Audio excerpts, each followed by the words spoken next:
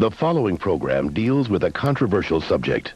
The theories expressed are not the only possible interpretation. Viewers are invited to make a judgment based on all available information. Tonight, liftoff. We have a liftoff. we investigate the most extraordinary event of the 20th century. It's one small step for man. Man landing on the moon. One giant leap for mankind. But believe it or not, some people say it never happened. This whole thing was a fake. Decide for yourself as we explore the evidence, The Eagle has landed.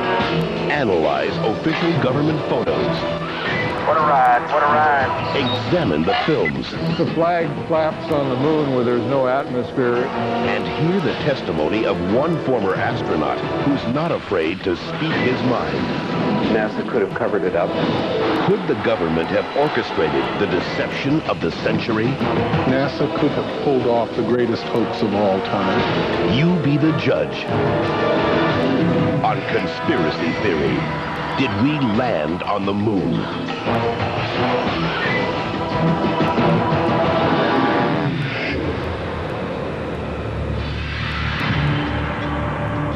On July 16th, 1969, America held its breath. 10, 9, ignition sequence start. 6, 2, 1, 0. All engine running. Liftoff. We have a liftoff.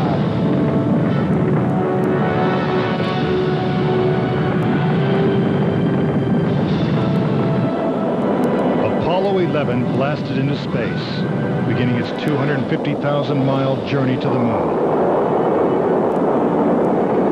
During their 8-day voyage, the Apollo 11 astronauts saw spectacular views of the Earth, floated in a weightless environment, and supposedly went where no man had gone before. Guys looking good, down a half. Lights on, picking up some dust. 4 forward, drift into the right a little. Contact light. Okay, engine stop. We copy you down, Eagle. Houston, Tranquility Base here. The Eagle has landed. But did it? Did they really land on the moon? Most of us think so. Millions of people watched on television as the lunar lander touched down, and these unforgettable words were spoken. It's one small step for man. One giant leap for mankind. But even today, there are those who claim that believing in man's one small step requires one giant leap of faith. Bill Casing was an analyst and engineer at Rocketdyne, the company that designed the Apollo rockets. There were many problems that evolved during the 60s that led people to believe that we're never going to make it to the moon.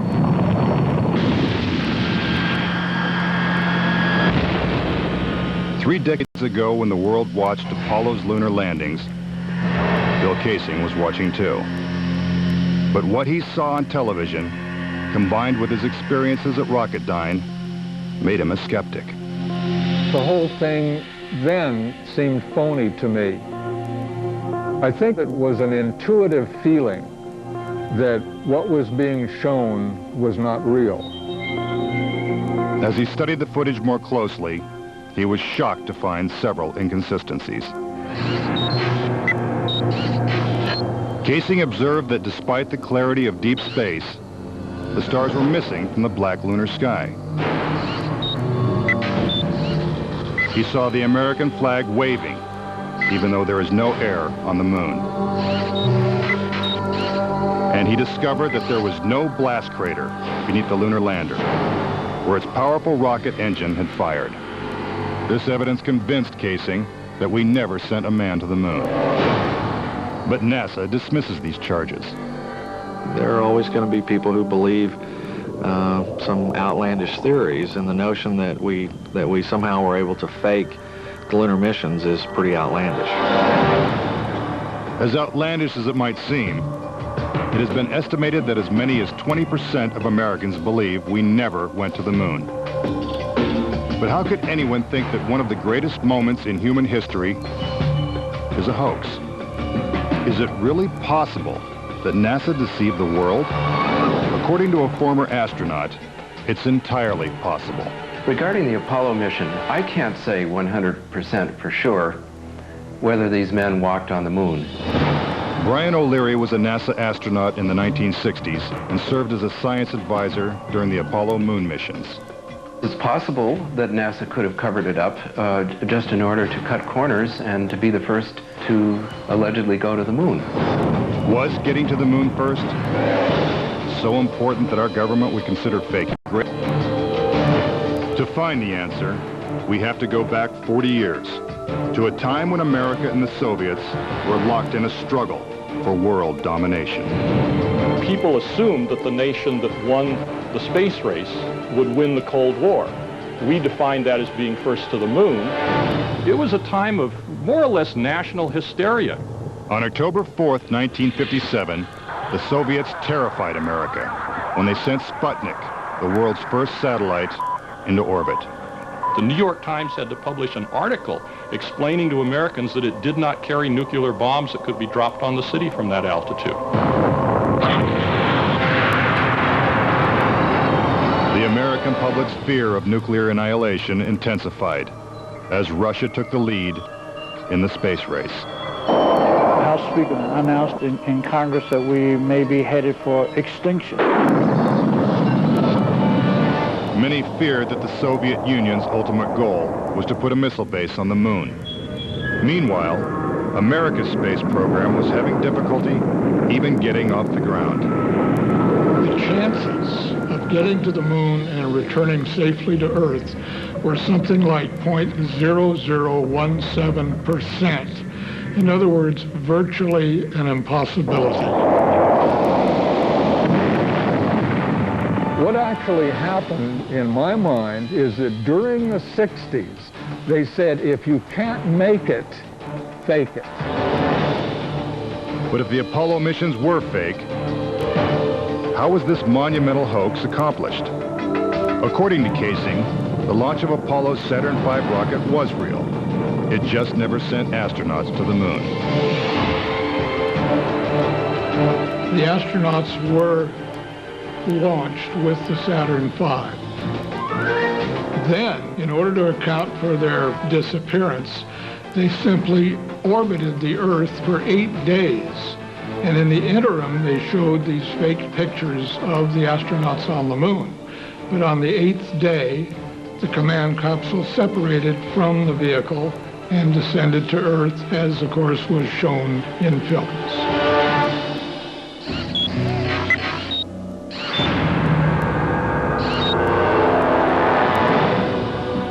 This theory inspired the 1978 movie Capricorn 1, in which the government attempts to fool the world by faking a mission to Mars.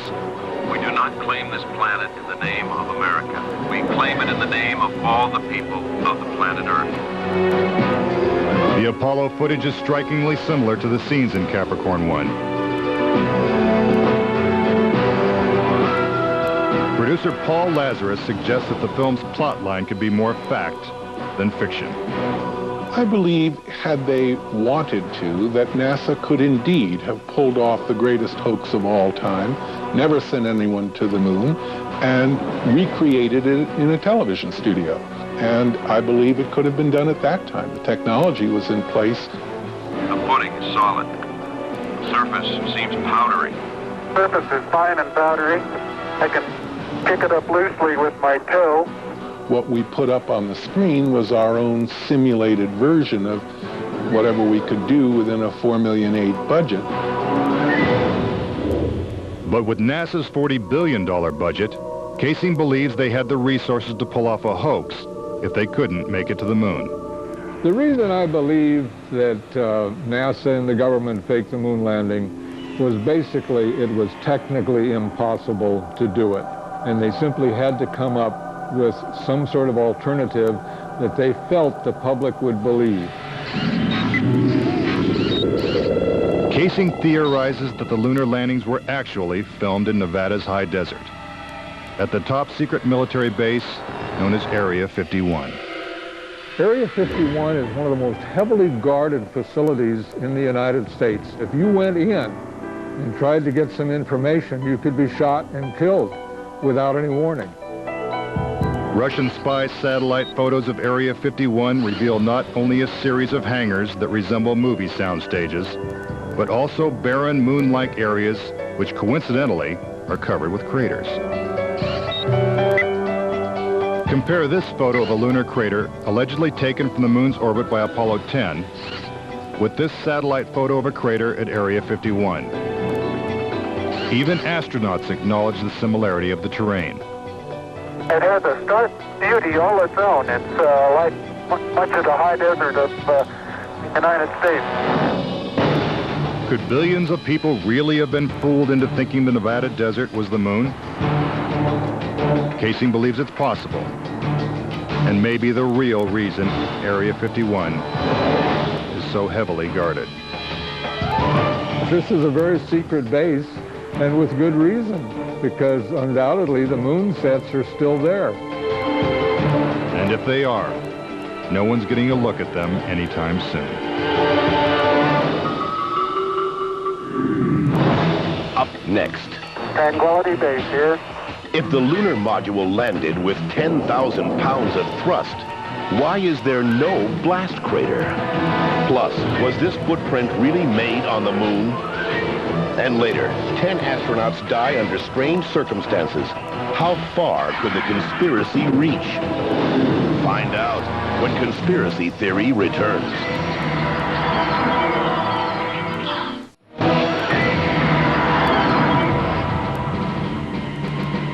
We've all been led to believe that on July 20th, 1969, the Lunar Excursion Module, also known as the LEM, carried American astronauts to the surface of the moon. But could it have simply been a prop lowered by wires onto a movie set? Bill Casing says that this may explain the absence of engine noise in the official NASA footage.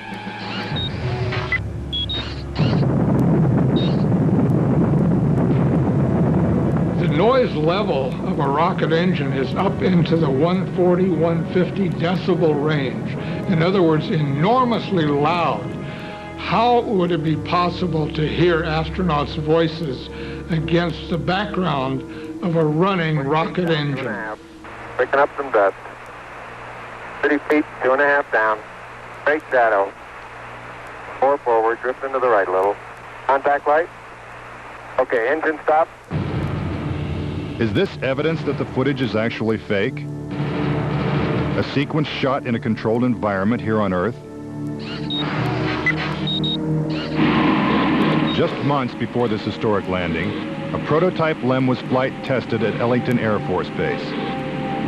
While NASA cameras record the test flight, Neil Armstrong struggles to control the unwieldy craft. Then, at approximately 300 feet, the lander flies wildly out of control. At the last second, Armstrong ejects.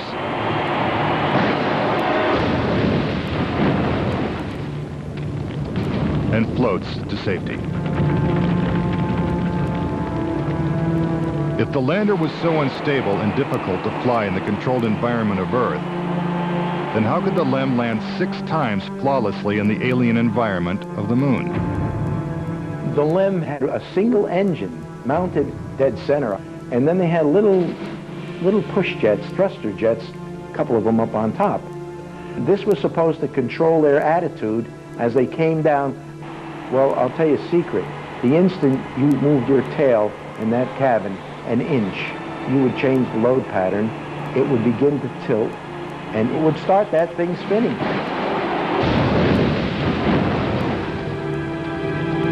The arguments that have been arrayed on the side of those who believe that the lunar landings were a hoax are very elaborate, and have to be to support a theory like this. In the end, there's one set of evidence that is irrefutable, and that is that there are footprints, boot prints, still on the lunar surface. But conspiracy theorists say that the footprints themselves are suspicious. The surface appears to be very fine-grained as you get close to it. It's almost like a powder. To have a powerful rocket engine blast the surface of the moon, blasting away all of the dust, and then find footprints surrounding the lunar lander, that to me would be an impossibility. Photo after photo reveals that the lunar surface surrounding the LEM is covered with footprints. But Casing says there's something even more difficult to explain. The fact that there's no blast crater under the LEM is one of the most conclusive pieces of evidence that I find supporting the hoax. In fact, no sign of a blast crater is visible for any of the 6 lunar landings. But LEM specialist Paul Fiel says he can explain why the lunar module left no crater when landing on the moon. The amount of thrust that you need coming out of the bottom of the descent engine is about 1,500, 2,000 pounds of thrust. And all that does is just push dust away. There's no burning or anything like that. Yet NASA's own scientific illustrations clearly depict a blast crater. Then there's one other point. If they had truly landed on the moon, this dust would have then descended on the lunar lander, on the foot pads, and we find not a trace of dust on the foot pads. When I discovered that alone, I said, no way am I looking at a lunar lander that landed on the moon. Could it be that the LEM was just a prop on a giant lunar movie set? When Armstrong said, that's one small step for man and one giant leap for mankind, the footprint that he made could have easily been made in Area 51. Casing points out that the LEM's departure from the lunar surface is even more suspicious. In the footage of the ascent stage going up, what you don't see is an exhaust plume coming out of the rocket engine nozzle. What a ride, what a ride. But what do we see? We see the ascent stage suddenly pop up without any exhaust plume whatsoever, as though it were jerked up by a cable. Is this evidence of a conspiracy? Was the government capable of such a massive cover-up? To propose that this was all faked and a hoax, they have to say that every piece of evidence, that every physical, scientific test that one could offer to support the reality of the lunar landings, they have to say that all of those are fake. I would say that my conviction that Apollo was a fake was really not according to one specific piece of evidence, but it was cumulative. This whole thing was a fake. Coming up. We're getting a picture on the TV. If there's no air on the moon, why is this American flag waving? Plus, could these official NASA photos have been doctored? All of the photographs were faked. And later, is it possible for humans to have survived the deadly radiation in deep space? When Conspiracy Theory continues.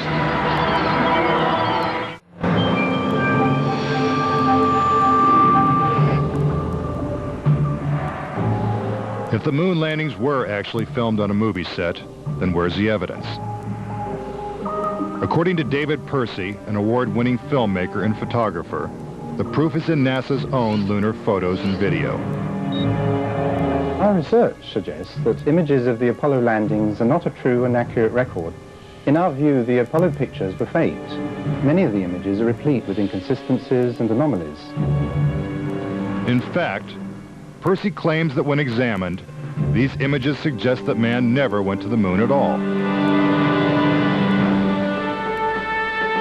This famous scene of man taking his first steps on the lunar surface is one of the most recognizable in history.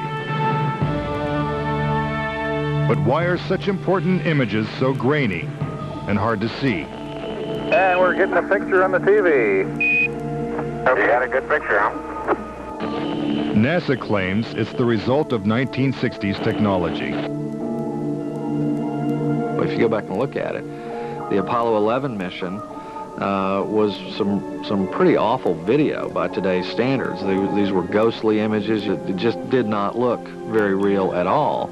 And that was a function of the transmitter at the time, the camera at the time that we had available to us to fly on Apollo 11. But investigative journalist Bart Sabrell believes that NASA intentionally made the images hard to see. NASA orchestrated the hoax in a very unique way through television. They had one picture which they completely controlled, black and white, grainy, that convinced everybody we were on the moon. We had no reason to doubt it. They had complete reins over the pictures, over the sound. I mean, sad to say, it was easier than people believe. But despite the lack of clarity, conspiracy theorists see evidence suggesting that these images were staged. It's absolutely unreal. Although it appears that the astronauts are moving in the moon's gravity, which is 1/6 that of the Earth, Percy notes that when the speed of the film is doubled, the astronauts appear to be running as if in Earth's gravity.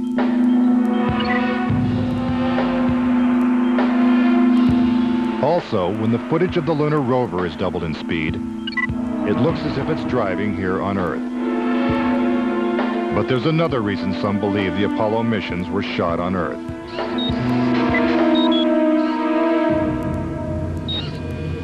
If there is no air or wind on the moon, why is this American flag waving?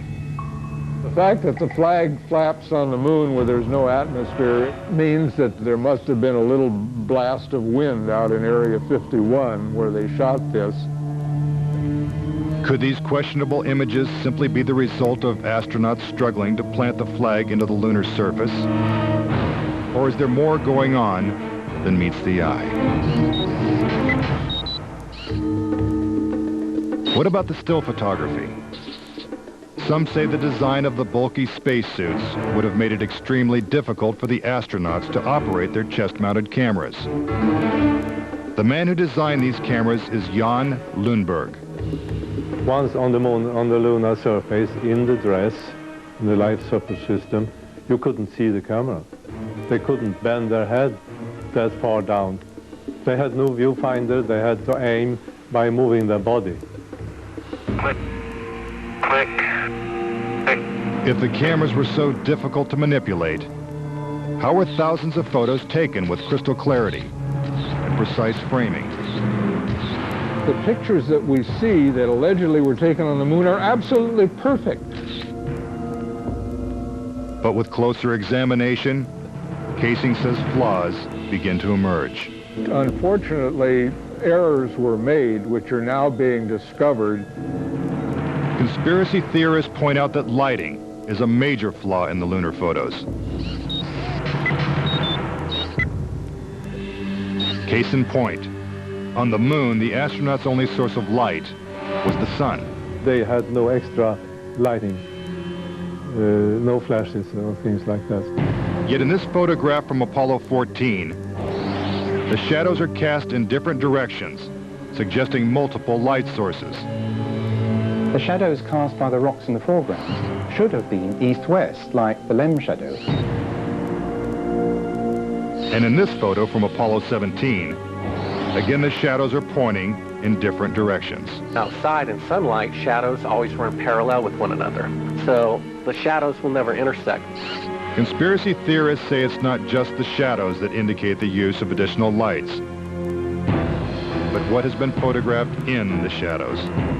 For example, here's an astronaut who descends into a huge shadow cast by the lunar module. Yet his entire body is still visible. How is it that he is not shrouded in darkness? Here's the same maneuver from another Apollo mission. Again, the astronaut is brightly lit in what is obviously dark shadow. And in this picture, the sun is directly behind the astronaut. His figure should be a silhouette. Yet even the smallest characteristics of his suit are recognizable. It seems like he's standing in the spotlight. And I can't explain that. That escapes me. Why? And finally, in this picture with the sun behind the lunar module, the front of the craft is clearly visible. The words United States are crisp and clear. How could these backlit pictures be so detailed? It's because there's more than one light source, which means they're not on the moon. But NASA simply dismisses these arguments. There are a number of claims that the pictures taken by Apollo astronauts were faked. And there are so many, it would be an exercise in futility to go off and try to answer all of those. But the questions continue. Why do some of these images shot at different times and different places appear to have identical backgrounds? These two photos seem to have the same mountain backdrop, yet the lunar module is only present in one of them. Seemingly impossible, since the LEM never moved and its base remained even after the mission. What a ride, what a ride. Some suggest the same artificial backdrop was used when shooting two entirely separate pictures. Background discrepancies are also apparent in the lunar video. The best evidence are some pictorial anomalies in the photographic record of the trip to the moon. There is one for Apollo 16 where the same shot, the same hill, appears in 2 different days. This tape was shot on what was reported to be the first of Apollo 16's lunar excursions. But it couldn't pick a better spot. And this video was from the next day at a different location. That is the most beautiful sight. NASA claims the second location was 2.5 miles away. But when one video is superimposed over the other, the locations appear identical. The conspiracy theorists see that as evidence that we didn't go to the moon, that it was staged, and the opposite point of view is that it's a case of bad editing. It's absolutely unreal. Conspiracy theorists claim that even closer examination of the photos suggest evidence of doctoring.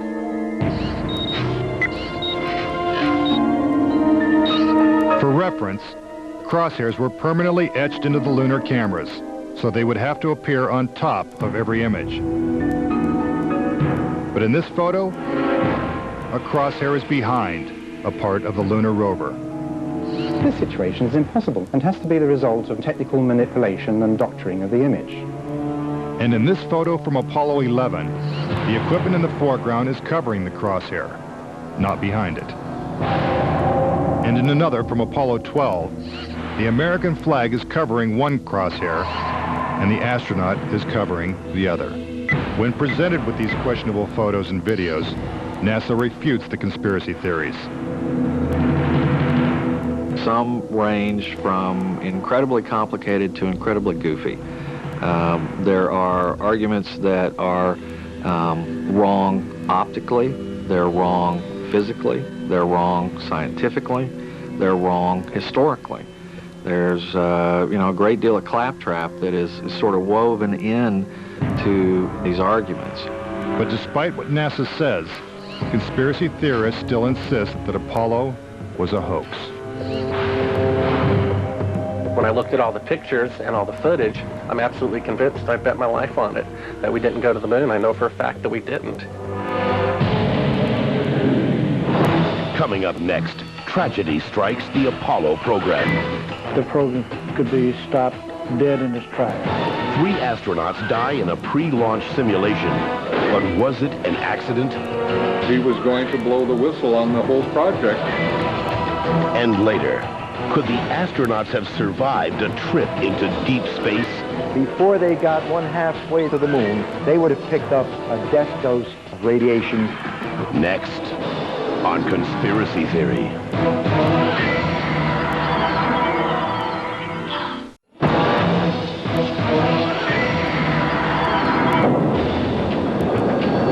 If what conspiracy theorists say is true, how could NASA perpetrate such a widespread hoax without someone from the inside blowing the whistle? Virgil Gus Grissom was selected as one of the original 7 astronauts. A family man and a veteran of several space flights, he was a national hero and was likely to be the first man to walk on the moon. But Grissom was also an outspoken critic of the space program and was quoted as saying, "Someone's going to get killed." Unfortunately, Grissom's worst fears were soon realized. On January 27, 1967, 2 years before the first moon landing, Grissom and his crew boarded the Apollo 1 capsule for a full-scale simulation. The problems began almost immediately. First, the capsule's communication systems failed. You copy? No, I didn't read you, Chuck, at all. I can't read you, Chuck. You want to try the phone? How do I get the moon? We can't talk between 3 buildings. I can't hear a finger's way. Suddenly, the capsule burst into flames with the astronauts sealed inside.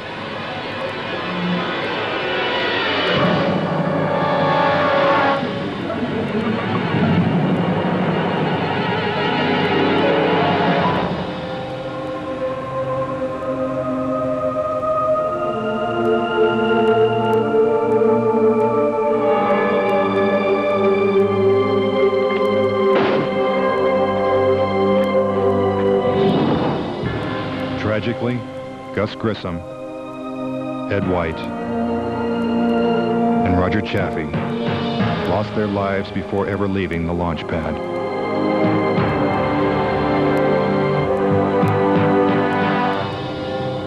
Gus Grissom's family believes the Apollo 1 fire was no accident. I think it was intentionally sabotaged by someone. It's been a question in my mind, what was found in the accident investigation and how was that handled? Was the CIA involved or whoever? But it was done intentionally. Grissom's family doesn't know who was responsible for his death or why it happened. But they say NASA knows the truth.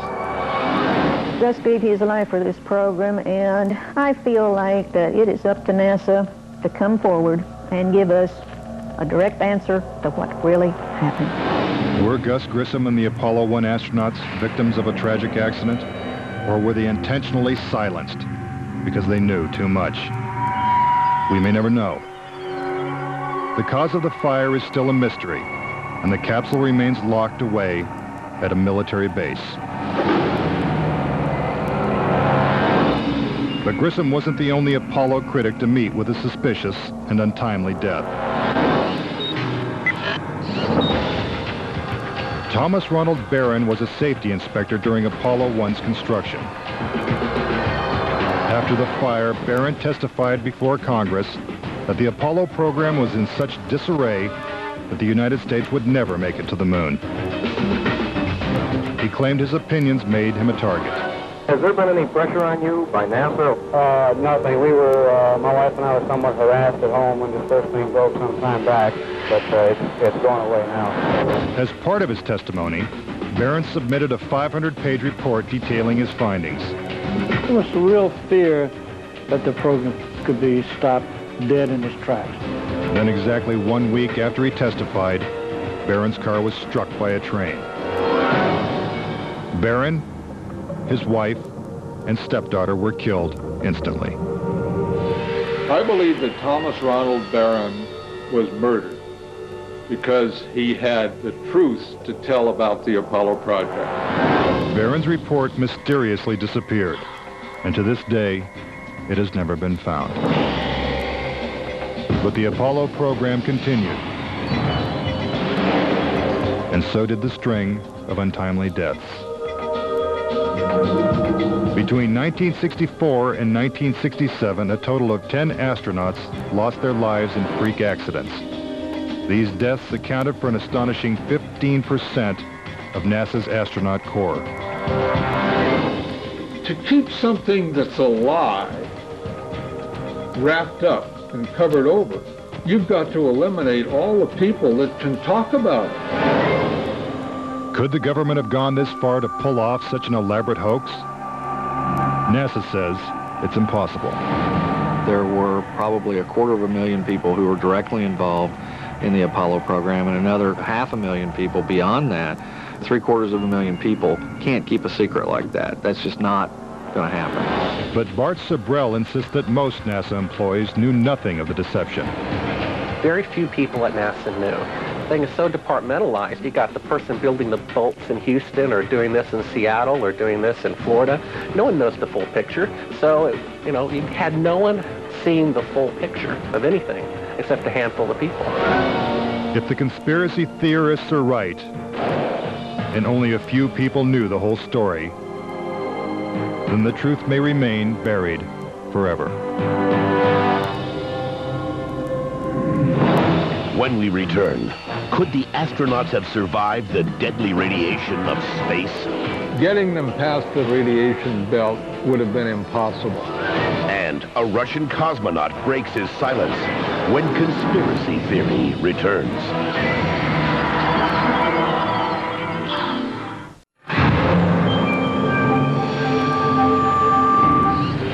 Suspicious deaths, evidence of doctored photos, and flags waving in the airless vacuum of space are not the only reasons to doubt that we ever went to the moon. Some say the astronauts could never even have survived the trip. The reason why they couldn't go to the moon is because of a phenomenon that few people know about called the Van Allen radiation belts. 500 miles above the Earth, these bands of intense radiation surround our planet and are thousands of miles thick. Any human being traveling through the Van Allen belt would have been rendered either extremely ill or actually killed by the radiation within a short time thereafter. Other than the Apollo missions, no other manned space flight has attempted to pass through this deadly radiation. Every manned mission in history, Gemini, Mercury, Skylab, the Space Shuttle, has been below the radiation belt, all except going to the moon. To protect the astronauts, the capsule would have needed 6 feet of lead shielding, according to physicist Ralph Rene. Obviously, the only shielding they had was the literally paper-thin outer hull of aluminum, and their suits consisting of glass fiber, some aluminum fibers, and silicon rubber. It's very interesting concerning radiation that the astronauts were protected by a thin film of aluminum, when here on Earth they put a lead shield on us when they take a dental x-ray. Some theorize that if the Van Allen belts didn't kill the astronauts, even deadlier doses of radiation deeper in space would have. Violent explosions in the sun called magnetic storms flood space with intense radioactivity. A magnetic storm will come along, and that can increase the intensity of the radiation belts by maybe 1,000 times above what it was before. According to Rene, the Apollo 16 mission coincided with one of the sun's most intense storms ever recorded. Around the rotating sun came this immense flare, the biggest one of the 20th century. It went on for 3 or 4 days. All the while it's slowly rotating around. Although the effects of radiation are horrific, ranging from hair loss to cancer to death, the solar flares had no adverse effect on the Apollo 16 crew.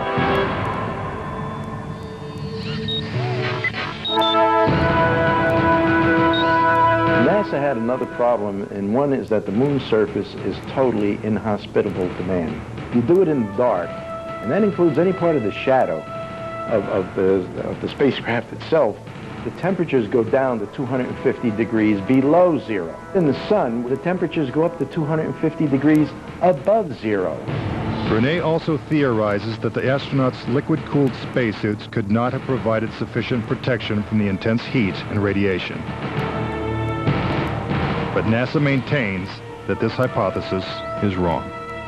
The claim that the radiation on the lunar surface would have incapacitated or hurt the astronauts, it's equal parts bad science and a bad understanding of how we went about designing the equipment. The spacesuits that they wore were incredibly tough and very resilient to lots of different things. If those suits do what NASA says they can do, then I want to see them suit up a guy or two, put them into 3 Mile Island, the pit there that's still hot, and have them clean up the mess. But they can't and they don't.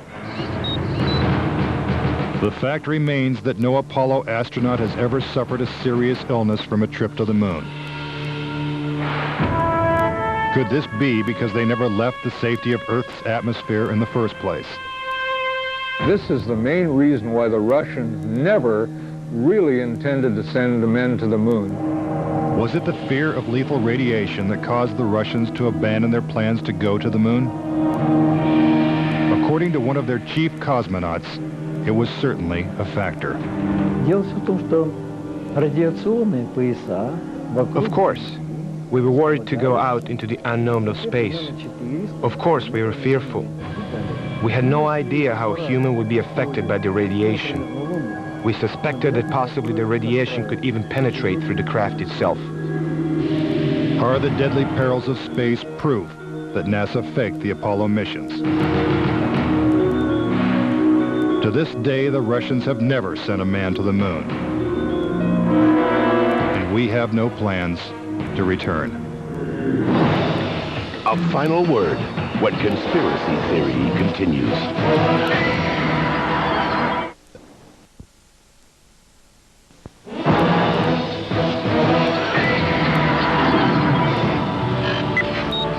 Now that you have heard the various theories and explanations, do you believe it's possible for our government to perpetrate such an incredible hoax? Is it conceivable that with its $40 billion price tag, the Apollo program was nothing more than the most expensive movie ever made? It is my personal belief, and I totally believe this after all the years of research I've done on this, that NASA never landed a man on the moon. I would say that anybody who believes that we did not go to the moon is an absolute nut. Anyone that wants to call me a kook or a nut or a crackpot, they're welcome to do that, but they're also welcome to go examine the evidence, which is everywhere. Bottom line, the United States went to the moon in the 1960s and the 1970s. End of story. Is there any way to put this controversy to rest once and for all? The only thing the experts agree upon is that the answer is 250,000 miles away. If NASA truly landed on the moon, remnants of the 6 successful Apollo missions would have been left behind. The base structures of the LEMs, the abandoned lunar rovers. Even the American flags would still be standing at each landing site. I would like to invite NASA and all of their supporters to simply take the most powerful telescope on Earth and see if there's a lunar lander there. If there's a lunar lander there, I'll never say another word about an Apollo hoax. If there's no lunar lander there, I'll rest my case. But no telescope exists that can examine the moon in such detail. Do objects from the Apollo missions remain on the moon in silent testimony? Or is the conspiracy theory true? In 2 years, Japan will send an orbiter to take close-up photos of the moon's surface. What will they find? Until then, the question remains, did we land on the moon?